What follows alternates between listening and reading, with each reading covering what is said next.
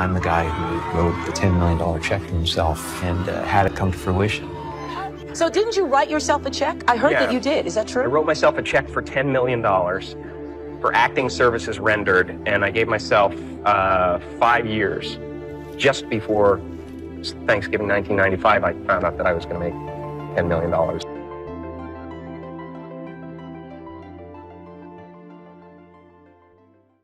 It's not Jim Carrey who can walk down the street just doing anything he wants to and get away with it because nobody knows you.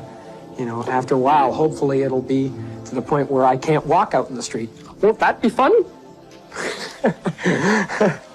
where it'll be impossible to walk anywhere without being recognized. When you create yourself to make it, you're going to have to either let that creation go and take a chance on being loved or hated for who you really are, or you're going to have to kill who you really are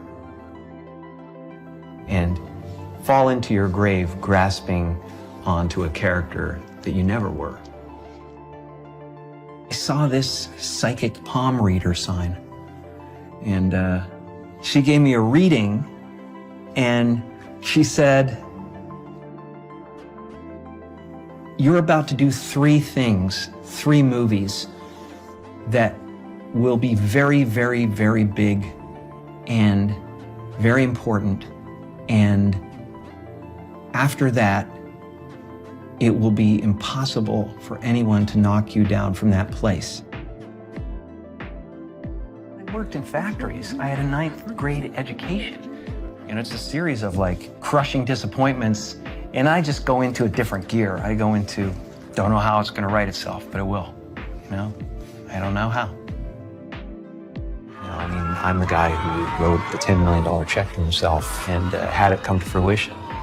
I'm the guy who had the substitute teacher in grade 2 who said that, whenever I want something, I pray to the Virgin Mary and I ask her for it and I promise something in return and I get whatever I want. So didn't you write yourself a check? I heard that you did. Is that true? I wrote myself a check for $10 million for acting services rendered, and I gave myself 5 years. My dad could never afford a bicycle, so I went, okay. And I went home and I prayed for a bicycle and promised I'd say the rosary in return, and then I got a bicycle. Showed up in my living room. Brand new Mustang bike. I put it in one of the scenes in Eternal Sunshine. A Mustang bike with a banana seat. Just before Thanksgiving 1995, I found out that I was going to make $10 million. So you visualized? From then on, it was whenever I wanted something to happen, I manifested it. I stood there in an open field like this with my arms out. Tell me about your dad. My father was not only the funniest man in the room, but he was a fantastic saxophone player.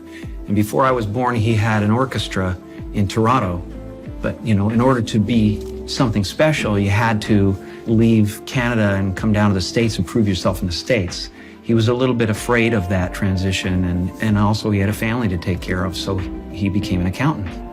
And as time wore on, it wore him down, it wore him down, and he got a little bit bitter, especially when he lost his job when he was 51. That really broke him.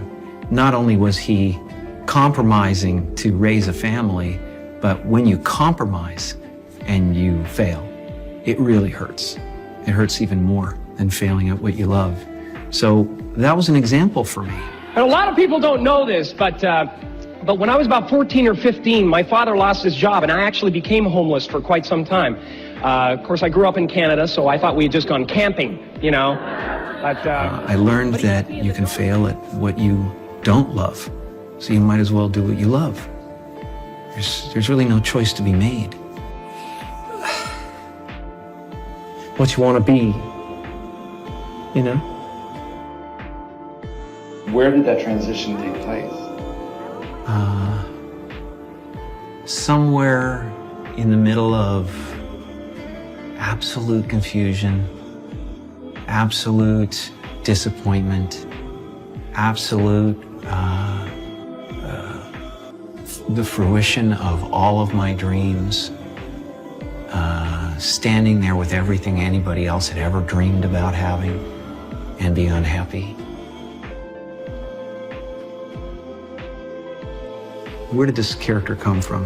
What is the dirt that the pearl is built around? And the pearl is the personality that you build around yourself as a protection against that thought. If they ever find out that I'm worthless, if they ever find out that I'm not enough, I'll be destroyed. I don't want anything. That's the craziest thing, and it's the weirdest thing to say in a place like America, where I have no ambition. I really, truly don't. So many of us choose our path out of fear disguised as practicality. What we really want seems impossibly out of reach and ridiculous to expect, so we never dare to ask the universe for it. I'm saying, I'm the proof that you can ask the universe for it. Because life doesn't happen to you, it happens for you.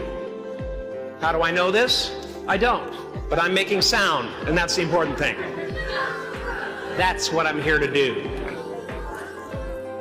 Sometimes I think that's the only thing that's important, really, you know? It's just letting each other know we're here. Reminding each other that we're part of a larger self.